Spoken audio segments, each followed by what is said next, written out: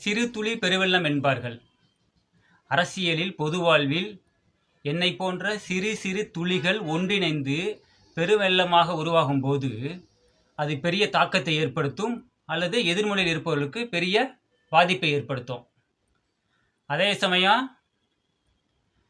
ஐயா செங்கோட்டையன் போன்ற பெரும் தலைகள் பல ஒன்றிணைந்தால் என்னாகும்?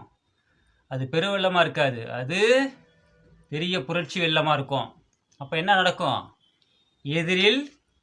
எதிரியும் இருக்க மாட்டாங்க, ஏன் யமனும் இருக்க மாட்டாங்க. இதைத்தான் தமிழக வெற்றிக் கழகம் செய்ய போகிறது.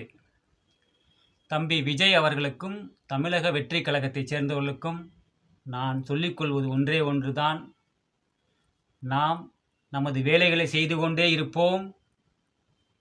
நிச்சயமாக 2026 சட்டமன்ற தேர்தலிலே எதிரியும் இருக்க மாட்டார்கள், யமனும் இருக்க மாட்டார்கள்.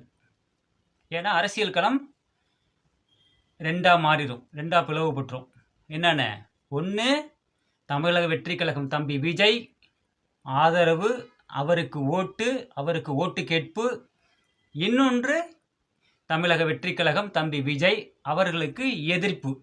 அவருக்கு எதிராக யார் வேணாலும் இருக்கலாம், எத்தனை பேரும் இருந்திருப்போங்க, நாங்கள் அதை பற்றி கவலைப்படவே இல்லை. இப்படித்தான் போக போகிறது. ஆமாம், நேற்று மாண்புமிகு முன்னாள் முதல்வர் ஐயா எடப்பாடி பழனிசாமி அவர்கள் கோபியில் உருமுனார் போல இருக்கு, பயங்கரமாக பேசியிருக்காரா. 2-3 நாளைக்கு முன்னாடி ப்ரெஸ் மீட்டில் பேசுகிறாங்க. ஐயா செங்கோட்டையனை பற்றி பேசும்போது அவரை நாங்கள் கட்சியில் விட்டு நீக்கிட்டோம், அதை பற்றி பேச தேவையில்லைன்னு சொன்னார். அப்புறம் எனக்கு வாய்களையே பேசுகிறீங்க. ஏங்க, உங்கள் ஆட்சி முடிந்து இன்னும் 5 ஆண்டுகள் கூட முடியல. இன்னும் எவ்வளோ விஷயங்கள் இன்னும் மக்கள் யாரும் மறந்தபாடு இல்லை. நீங்கள் பேசுகிறீங்க. சரி, பரவாயில்லைங்க, நான் உங்களை குறையெல்லாம் சொல்லலை, அது உங்கள் விருப்பம்.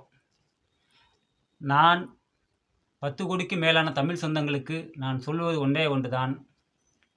ஐயா மாண்புமிகு முன்னாள் முதல்வர் எடப்பாடி பழனிசாமி ஐயா அவர்கள் என்னையோ உங்களையோ யாரையோ அவர் விமர்சிக்கிறாரோ திட்டுகிறாரோ, அத்தனை சொற்களும், அத்தனை விமர்சனங்களும், அத்தனை குற்றங்களும் அவரை சாரும்.